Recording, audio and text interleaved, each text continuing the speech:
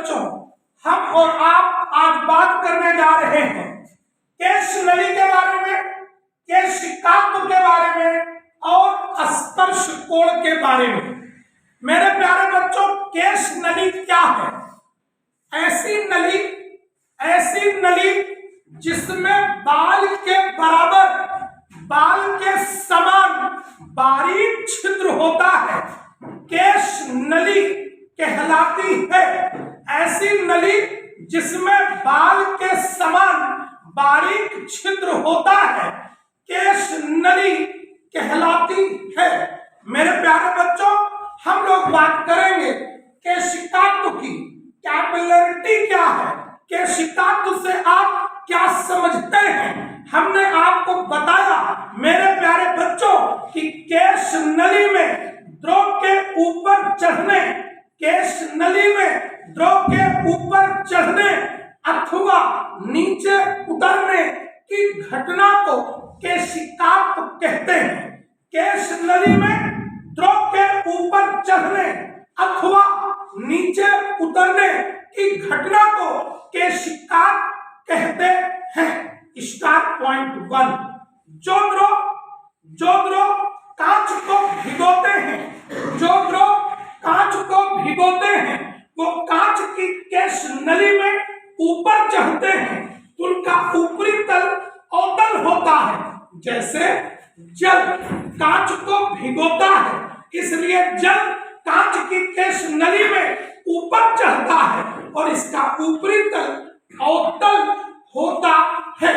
मेरे प्यारे बच्चों, स्टार पॉइंट 2, हम आपको बताना चाहते हैं कि जो द्रव कांच को नहीं भिगोते हैं, जो द्रव कांच को नहीं भिगोते हैं, वो कांच की केश नली में नीचे उतरते हैं और उनका ऊपरी तल उत्तल होता है। मेरे प्यारे बच्चों, पारा कांच को नहीं भिगोता है, इसलिए पारा कांच की केश नली में नीचे उतरता है और इसका जो ऊपरी तल होता है ये उत्तल होता है। आइए इस लेसन की बहुत ही महत्वपूर्ण बात हम आपको बता दें। स्पर्श कोण, एंगल ऑफ कांटेक्ट, स्पर्श कोण है क्या? आइए डिफिनीशन को बहुत ही ध्यान से सुनिए।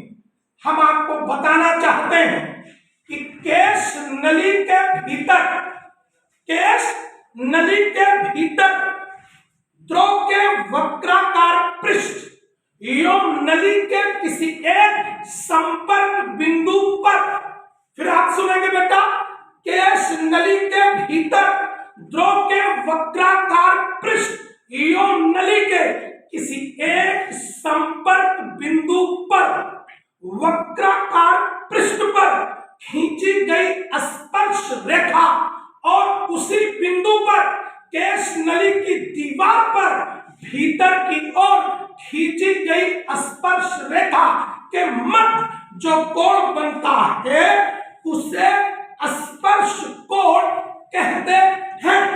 अगर मेरे प्यारे बच्चों, केश नली के भीतर द्रव के वक्राकार पृष्ठ एवं नली के किसी एक संपर्क बिंदु पर द्रव के वक्राकार पृष्ठ पर खींची गई स्पर्श रेखा और उसी बिंदु पर केश नली की दीवार पर भीतर की ओर, अंदर की ओर खींची गई स्पर्श रेखा के मध्य जो कोण बनता है उसे स्पर्श कोण कहते हैं।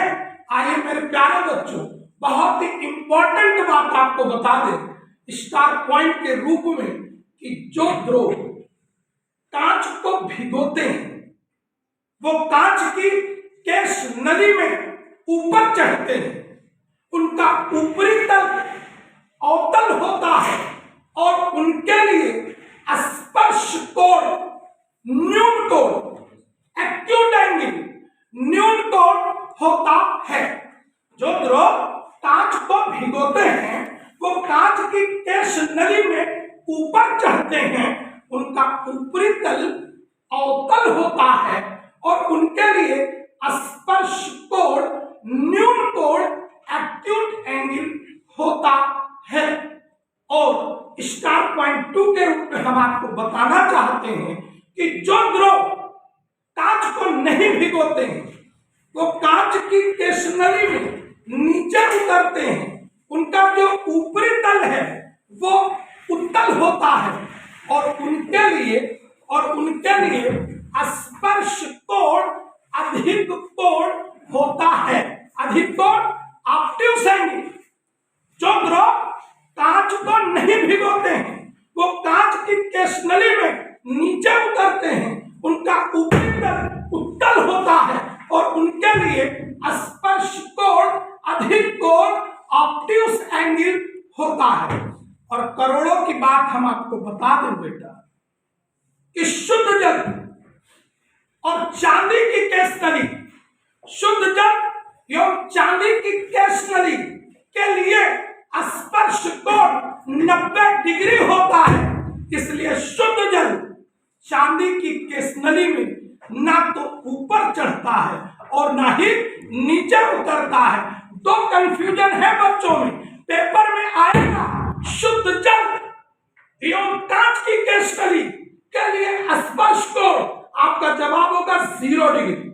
शुद्ध जल और कांच की स्टेशनरी के लिए स्पर्श कोण 0 डिग्री होता है।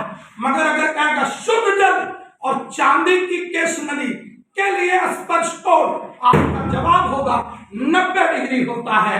इसलिए शुद्ध जल चांदी की स्टेशनरी में ना तो ऊपर चढ़ता है और ना ही नीचे उतरता है। This is all about today in physics.